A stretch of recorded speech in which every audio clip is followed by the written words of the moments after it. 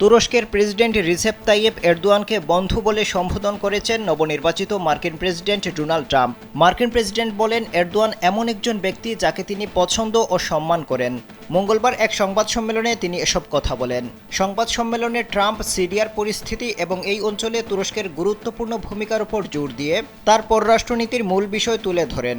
নবনির্বাচিত মার্কিন প্রেসিডেন্ট মধ্যপ্রাচ্যের প্রধান শক্তি হিসেবে তুরস্কের আঞ্চলিক ভূমিকা ও এরদোয়ানের সঙ্গে তার ব্যক্তিগত সম্পর্ককে স্বাগত জানান।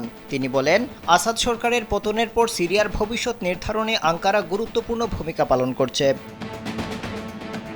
এদিকে সিরিয়ায় নতুন একটি রাজনৈতিক ব্যবস্থা গড়ে তোলা এবং যুদ্ধবিধ্বস্ত দেশটি পুনর্গঠনে সহায়তার জন্য একটি রোডম্যাপে সম্মত হয়েছে দুই মুসলিম দেশ তুরস্ক ও জর্ডান। এজন্য তুরস্কের রাজধানী আঙ্কারায় দেশটির পররাষ্ট্রমন্ত্রী হাকান ফিদান এবং প্রতিরক্ষামন্ত্রী ইয়াসার গুলার জর্ডানের পররাষ্ট্রমন্ত্রী আয়মান সাফাদির সঙ্গে বৈঠক করেছেন।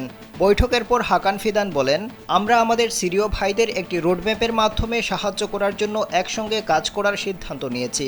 তুরস্ক ও জর্ডান কর্তৃপক্ষ সিরিয়ার উন্নয়নে পরিবহন, জ্বালানি, খাদ্য নিরাপত্তা এবং কৃষিসহ যৌথ প্রচেষ্টার সমন্বয় করবে। সিরিয়ার স্থিতিশীলতা এবং নিরাপত্তা প্রতিবেশী দেশ হিসেবে তুরস্ক ও জর্ডান উভয়ের জন্যই অত্যন্ত গুরুত্বপূর্ণ।